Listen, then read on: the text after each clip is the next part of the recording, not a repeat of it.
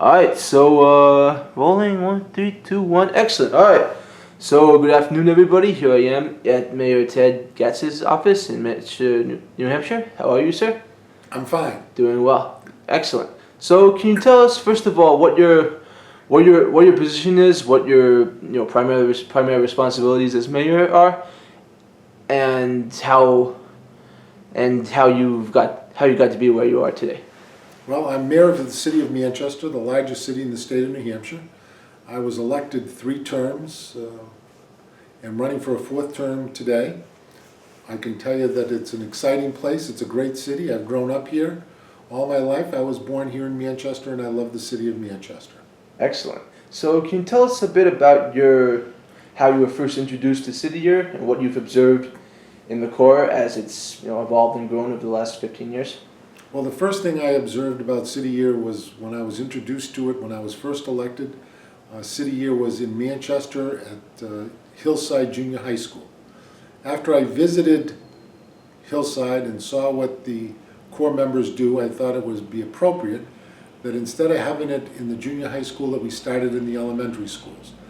I met with Mike Brown and an array of other people and convinced them that they should have 3 teams here in the city of Manchester into the elementary schools, and the schools that needed it the most, which were Bakersville, Beach, and Highland Goss Falls. No, excuse me, it wasn't Highland Goss Falls. It was the 3rd school was Goslar Park. So I think that those 3 schools certainly have benefited from it. The students have benefited, but you'll start seeing big results once these students start progressing through the 7th and 8th grade, because they go back and they still visit City Year mentors at the schools that they came from. Excellent. So what do you think are some of the realities or trends within Manchester, within the region, that make an organization like City Year so worthwhile?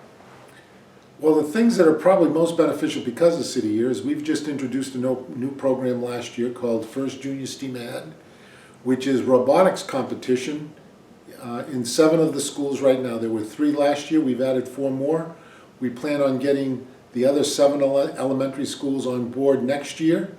And what we've done is had every 4th grade class be able to go to the Sea Science Museum, spend a day there, learn about the robotics competition, learn about the Lego competition, and come back and get involved in the school directly during the school day.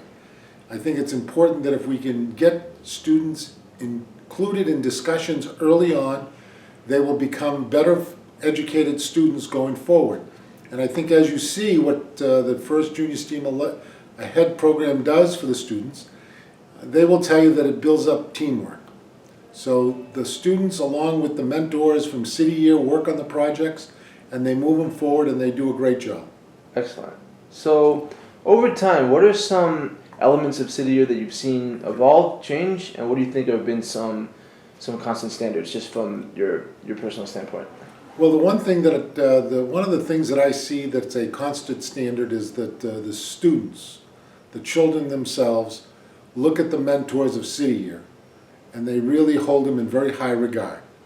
They look at them and they will talk to them about family issues, educational issues, which is a great thing because young adults certainly will gravitate to younger folks rather than teachers or older adults. Excellent.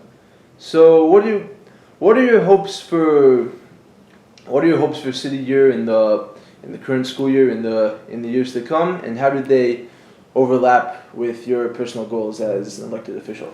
Well, as an elected official, I would hope that every City Year mentor looks to change a life. Every time I come into contact with the youth, I hope that I can do something for them to help them and change their lives. I know that City Year folks come forward, give a year of their service, hoping that they can change a life. And I know that once they get involved, they will change lives. Great. So obviously the school year is still pretty new, only in September. But from what you've seen, what are your impressions of the current City Year Court, the members this particular school year, and how do they compare to school years past? Well, the core members are always folks that when I see them in the school year are out there in the community and doing great things. And I look at this core group, and I know that they're going to make some changes in lives here in the city of Manchester, and I thank them for it before the school year even starts. So again, I think that they're here, they're going to make change. They're going to be seen in the community as folks that are here to help, and that's what's most important. Okay, so you personally, what are your biggest goals for education? What would you like to see be the constant standards in the education scene here, or just everywhere throughout the country? Well, I think that it's most important that we give students every opportunity to get educated in a system that may not be exactly perfect for them, but gives them opportunities to learn and move forward and be productive members of society. Excellent. So, since you're a lifelong Manchester resident, can you tell me about some of your experiences going to school here during your childhood and growing up, and how do you think the classroom experience for students has evolved in the time since then? Well, my classroom experiences as I grew up was in a much different system. I was in a K through 8 system, a neighborhood school. We used to walk to school. There were patrol leaders, and you were in that school from kindergarten on to the 8th grade. So you knew and saw teachers throughout your academic career that were in that position, and then you moved on to high school. So there was very little change from moving from the 5th grade to junior high school on to high school.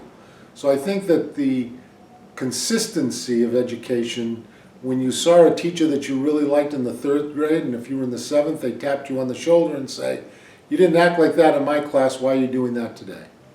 So I think that that's the biggest difference that I see today from the neighborhood schools to a much different educational background school.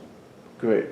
And I guess lastly, if you had to summarize why the work that City Year and organizations like this is so important, so vital, what would you say? How would you sum it up? The most vital thing that I see about City Year is they affect lives and they change lives. They're there to help, they extend a hand, and they could change a student's future forever. Great, perfect.